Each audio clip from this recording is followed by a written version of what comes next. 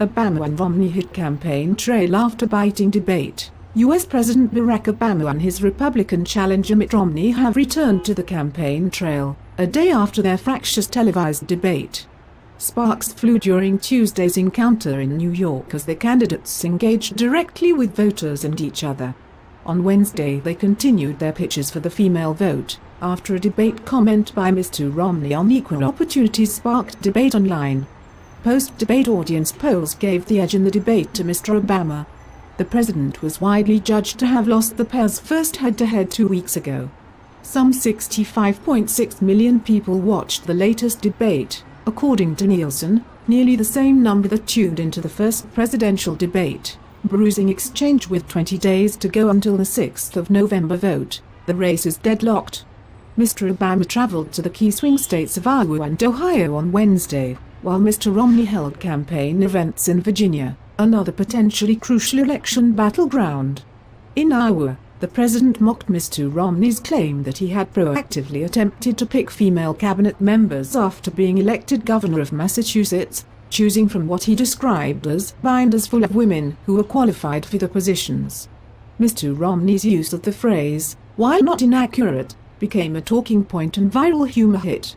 "I've got to tell you, we don't have to collect a bunch of binders to find qualified, talented, driven young women," Mr. Obama said on Wednesday. He also resumed attacks on Mr. Romney's tax plan, calling it a sketchy deal that would only benefit wealthy Americans. Meanwhile, Mr. Romney also sought to paint Mr. Obama as the wrong candidate for women. "This president has failed America's women," Mr. Romney said. "They've suffered in terms of getting jobs, they've suffered in terms of falling into poverty."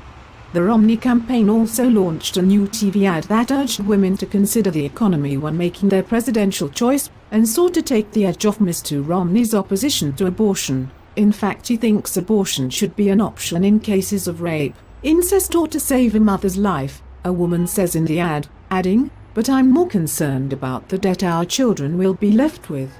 I voted for President Obama last time, but we just can't afford 4 more years."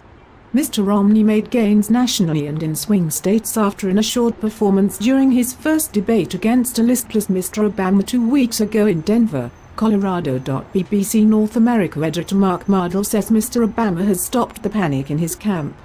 What the president's campaign would have dreaded was anything that contributed to a narrative of decline and defeat for the Democrat as he reaches for a second term, our correspondent adds. Obama's rebuke. It was a much more fired-up president who appeared for Tuesday's town hall-style forum at HOFSTRA University on Long Island to take questions from an audience of 80 undecided voters. Mr. Romney ceded little ground, though, setting the stage for a series of bruising exchanges that crackled with tension. The two candidates stalked the stage, frequently interrupting and intruding on each other's personal space. The true impact of Tuesday night's encounter will not become clear for a couple of days until opinion pollsters have conducted national and state-by-state surveys.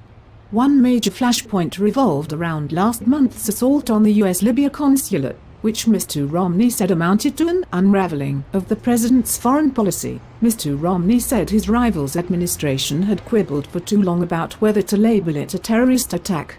But Obama said he had described it as such the day afterwards at the White House.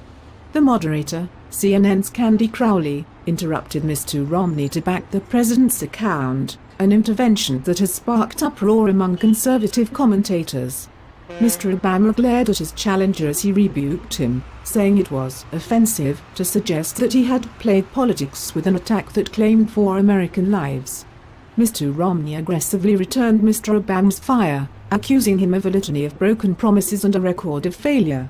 He delivered a series of stinging attacks on the president over the economy, charging him with failing to curb high unemployment or ballooning deficits. "The president wants to do well, I understand," Mr. Romney said.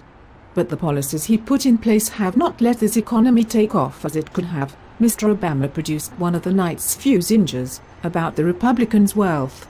Mr. Romney was defending his investments in China through a blind trust when he asked his rival if he had checked his own retirement plan. "You know, I don't look at my pension," the president said. "It's not as big as yours." The third and final presidential debate is scheduled for the 22nd of October in Boca Raton, Florida. Marisa Lynn, Supersign News. Reference: BBC News.